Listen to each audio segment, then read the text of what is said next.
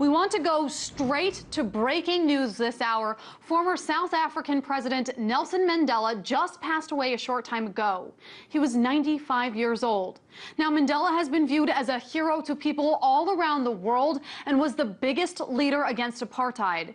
His health has been failing consistently over the past few months due to a recurring lung infection. He was last in the hospital in September, but was discharged and allowed to return home.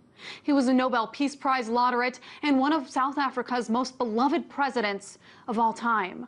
RT's Paula Sleer brings us a look back at this great leader's life. He's the man who pulled a troubled and divided land back from the brink of civil war. The man who, after 27 tough years behind bars, walked free from prison. In his heart was not revenge. I think that his greatest legacy to this country is reconciliation.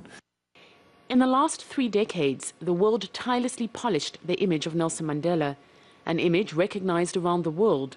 Only Coca-Cola is better known.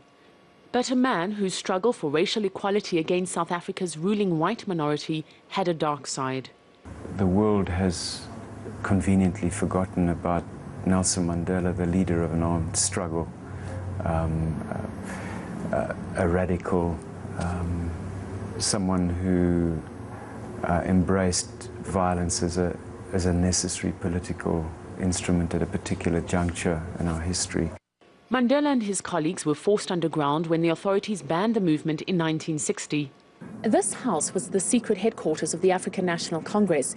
It was here in the early 60s that Mandela and his comrades launched the armed struggle. It was also here that most of them were arrested, put on trial and sentenced to life in prison. At what was known as the Rivonia trial in 1964, Mandela and 10 of his colleagues faced the death penalty for sabotage. One of the men alongside him in the dock was Dennis Goldberg, an engineer and bomb maker in the sabotage campaign. He spent 22 years behind bars. Nelson Mandela was called a terrorist because he took up arms against the apartheid government. Governments like to support governments. They claim legitimacy. The West had big investments, gold mines, industry, the sea transport links to the east, the Cape route was very important. They supported the apartheid government. Any opponent was therefore a terrorist. It's doubtful apartheid would have lasted as long as it did if the world community hadn't closed ranks behind the white government. British Prime Minister Margaret Thatcher denounced Mandela as a terrorist and was once quoted as saying anyone who thought the ANC could rule South Africa was living in cloud cuckoo land. Years later, she welcomed Mandela to Downing Street. Washington also did a 180-degree turn, although it was only in 2008 that it removed all references to Mandela and his colleagues as terrorists from its database. The change in heart, according to this man, whose lawyer father was an activist in the South African underground, was because of a change in the political climate. With perestroika, the glasnost, the collapse of the Soviet Union in 1990, the self-interest of the West in terms of preserving or protecting South Africa from falling into the hands of the communists became less and less significant and less important.